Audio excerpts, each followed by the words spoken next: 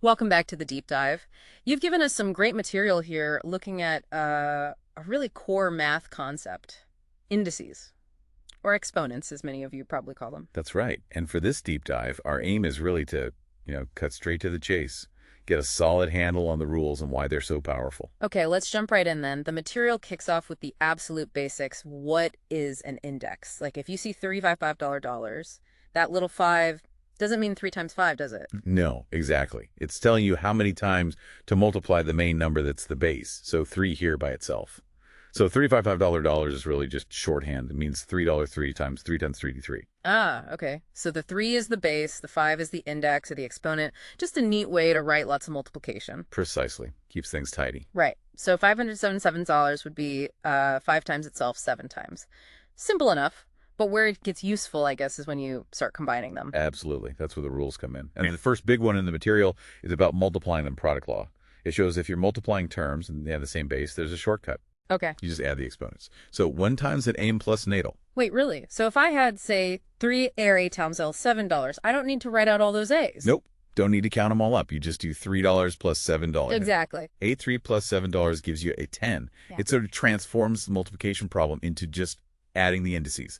A very neat trick. That is a good shortcut. Okay, that's multiplying. What about dividing? Is it the opposite? Yes, that's the quotient law. If multiplying means adding exponents, dividing means subtracting them. So 1 and A, B, and E. Just need to make sure the base isn't 0, obviously. Okay, that makes sense. Like 5 by 3 A3 would be 6 to the power of 533 now, which is just 6 times $2. Yeah. Same base, subtract exponents. Perfect. Now here's one that can sometimes trip people up a bit initially. Yeah. What if you have a power raised to another power, like an? Yeah. What happens then? Do you add them again or something else? You actually multiply them. That's the power law. Am and Oh, right. So you multiply the exponents together in that case. So A3 $6 isn't A $9, it's Aler to the. $3 times $6. exactly. $18 shows how quickly these numbers can grow. And the material also mentions how an exponent outside parentheses distributes, like ABM is ABM dollar, and ABM becomes ANDE. Right, it applies to everything inside. Okay, now this leads to some slightly weird-seeming cases. The zero exponent. The material says anything, well, not the zero, to the power of 0 is $1 in fema, P dollars equals $1. Why 1? Yeah, it feels a bit strange at first glance, doesn't it? But it actually follows perfectly from the division rule, the quotient law we just talked about. How so? Well, think about dividing something by itself. Like am. We know anything divided by itself is 1, right? Right, assuming it isn't 0. Correct. Now, apply the quotient law to MML. What do you get? You subtract the exponents, so amen, which is A. Exactly. So MM equals 1, and it equals T dollars for the math to be consistent. Ah. Tabular has to be 1. Okay, that actually clicks now. It preserves the pattern. Precisely. It's quite elegant, really. Okay, cool. And then negative exponents. What's the deal there? Negative exponents are about reciprocals. A me simply means 1 against. Oh, so it flips it, like puts it in the denominator. Exactly. A 1 is just another way to write 1 of me $4. Oh. And if you had 10 in bales, that negative exponent in the denominator means you flip it back up. To become 6 by $7 in the numerator. Got it. So negative exponent means flip its position in the fraction and make the exponent positive. You've got it. Super useful for tidying up fractions with exponents. Right.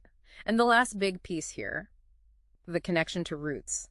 The material shows squartney is the same as a log. Yes, this is fundamental. It means a square root isn't some totally different thing. It's just a raised to the power of 1/2, a $12. And a cube root is a 13. Exactly. So roots are actually just fractional exponents. They fit right into the same system, follow the same rules. Okay, let's maybe wrap this up then. What have we sort of distilled from the material you brought in? We started with indices as just a compact way to write repeated multiplication. Base and exponent. Then the key rules.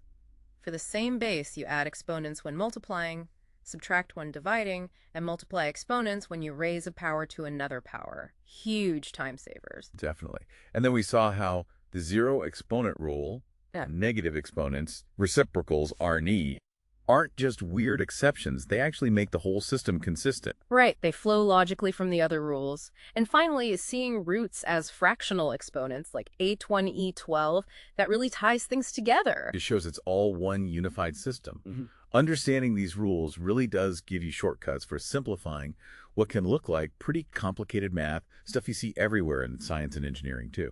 Absolutely. So here's a final thought to mull over, kind of spinning off that last point.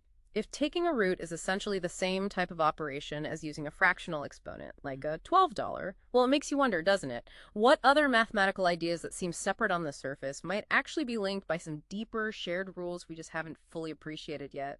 Something to think about.